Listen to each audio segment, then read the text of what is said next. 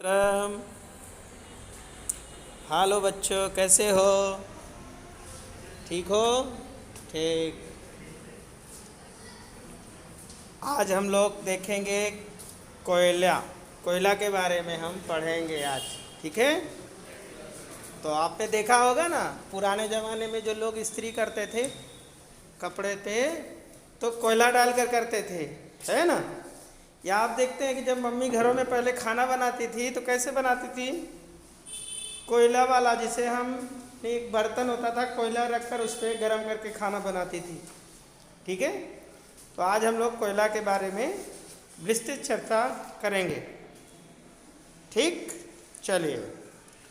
अब जैसे जो कोयला है, आपने इसके बारे में बहुत सुना होगा, है ना? तो ये पत्थर जैसा कठोर और काले रंग का होता है। ठीक है? कैसा होता है? कठोर और काले रंग का। ठीक है?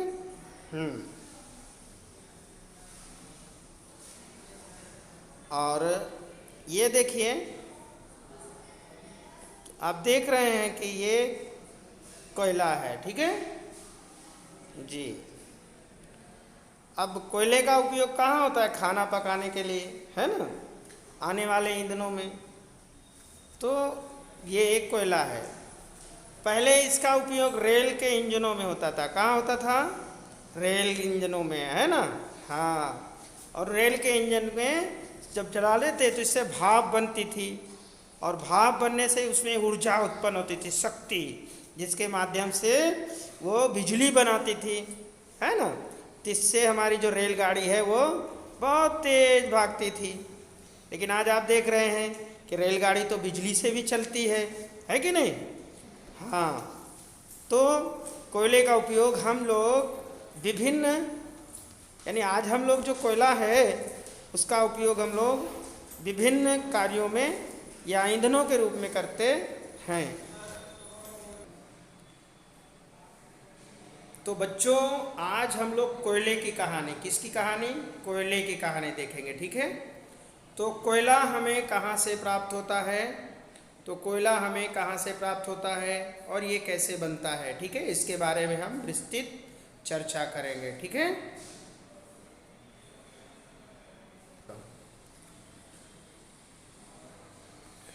तो लगभग 300 मिलियन वर्ष पहले, कितने वर्ष पहले? 300 मिलियन वर्ष पहले, ये जो हमारी पृथ्वी है ना, इसके निचले जलीय क्षेत्रों में बहुत अधिक घने वन थे। तो उनमें बाढ़ जैसे प्राकृतिक प्रकरण के कारण, यानी फिर इन जंगलों में बाढ़ आ गई, और बाढ़ आने के कारण ये जो मिट्टी थी दब गई, जो पेड़ पौधे थे वो गिर गए, और ज़मीन के नीचे, यानी ये जो वन मृदा हैं वो नीचे ज़मीन के दब गए, और इनके ऊपर अधिक मृदा जम जाने के कारण इनमें जो है संपीड़ित हो गए, मतलब उसके अंदर दब गए। और जैसे जैसे वे गहरे होते गए, उनका ताप भी बढ़ता गया। उच्च ताप पृथ्वी के भीतर मृत पड़े पौधे धीरे धीरे किस में कन्वर्ट हो गए? किस में बदल गए? हाँ बिल्कुल सही बोला आपने, वे जो है कार्बन के रूप में परिवर्तित हो गए। ठीक है? मृत वनस्पति के धीमे प्रक्रम द्वारा कोयले में से परिवर्तित हुए इस प्रकरण को कार्बनीकरण कहते हैं। तो यहाँ पे क्वेश्चन बनता है कि कार्बनीकरण क्या है? ठीक है? तो कार्बनीकरण है मृत वनस्पति के धीमे प्रक्रम द्वारा कोयले में परिवर्तन की क्रिया को कार्बनीकरण कहते हैं। क्योंकि यह वनस्पति के अवशेषों से बना है, अतः कोयले को जीवाश्म ईंधन के रूप में भी जाना जाता है। तो आपका यहाँ देखिए 5.2 में कोयले की खान को दिखाया गया है। ठीक है? ये देखिए कोयले की खान, किसकी खान? कोयले की खान। ये कोयले की खान को इंडिकेट किया गया है। ठीक। तो बच्चों, आपने पढ़ा ना कि वायु में गर्म करने पर कोयला जो है वो जलता है। क्या करता है? जलता है। कहाँ पर? वायु में कोयला गर्म करने पर जलता है। देखिए, मास्क मैंने इसलिए पहना है बच्चों क्योंकि कोरोना है। तो आपको मैं संदेश दे रहा हूँ कि आप जहाँ रहें वहाँ मास्क का यूज करें। ठीक है? हाँ, इसलिए देखो मैंने मास्क पहना है। वैसे मुझे मास्क पहनने की ज़रूरत नहीं है, लेकिन मैं आपके लिए मास्क पहना हूँ, आप ताकि भूलें ना। ठीक है? यस। चलो आगे पढ़ते हैं। ठीक है?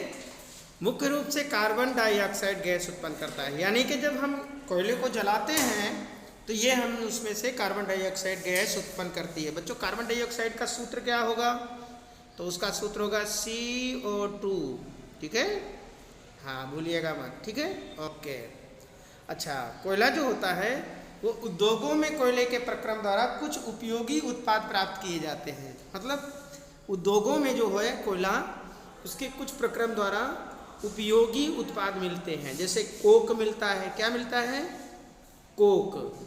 कोक मिलता है, फिर कोलतार मिलता है और कोयला गैस मिलता है। ठीक है, यस। अब देखिए यहाँ पर कोक। ठीक है, जो ये कोक है ये कैसा होता है? ठीक है, तो ये जो कोक है ये कठोर होता है, संरंध्र होता है, इसके अंदर थोड़ी सी छेद जैसे होते हैं। फिर ये एक काला पदार्थ है। ठीक है, ओके। ये जो ये कोक है ये कार्बन, किसका? कार्बन, जी, कार्बन का लगभग शुद्ध रूप है। और कोक का उपयोग इस्पात के औद्योगिक निर्माण और बहुत से धातुओं के निष्कर्षण में किया जाता है। ठीक है जी, बिल्कुल। अब जो है हम पढ़ेंगे कोलतार। किसके बारे में? कोलतार। ठीक है, हाँ, ठीक। अभी जो कि कोलतार जो है ये अप्रिय गंध वाला होता है बच्चों। कैसा? हमें जो अच्छा ना लगे। अप्रिय का मतलब जो हमें अच्छा ना लगे, तो इसकी जो गंध है, स्मेल है, वो अप्रिय लगती है। और ये गाढ़ा द्रव वाला होता है और ये लगभग 200 पदार्थों का मिश्रण होता है। कितने पदार्थों का? 200 पदार्थों का मिश्रण है। कौन? कोल। ठीक है जी। और ये जो है ना बच्चों, कोलतार से प्राप्त उत्पाद का उपयोग, ठीक है, कोलतार का जो हम उपयोग करते हैं, इसका उपयोग जो है उपयोग प्रारंभिक पदार्थों के रूप में हमारे दैनिक जीवन में बहुत आता है।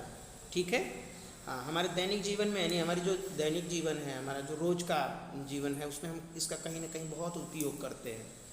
तो इसका उपयोग हमारे दैनिक जीवन के साथ साथ औद्योगिक निर्माण में भी होता है। और उद्योगों में जैसे कि संश्लेषित रंग औषधि के रूप में, विस्फोटक बनाने में, सुगंध वाली चीज़ें बनाने में, प्लास्टिक बनाने में, है ना, पेंट बनाने, फोटोग्राफिक सामग्री, छत निर्माण करने में इत्यादि में इसका उपयोग किया जाता है। ठीक है, रोचक बात यह है बच्चों कि मोथ और अन्य कीटों को भगाने में ये भी बहुत ही उपयोग होता है, जो कि नेप्थलीन के रूप, गोलियों के रूप में ये पाया जाता है। इसकी गोली के रूप में, नेप्थलीन की गोली के रूप में। जी बच्चों, अभी हम देखेंगे कि आजकल पक्की सड़कों के निर्माण में कोलतार के स्थान पर पेट्रोलियम उत्पाद बिटुमेन का उपयोग किया जा रहा है।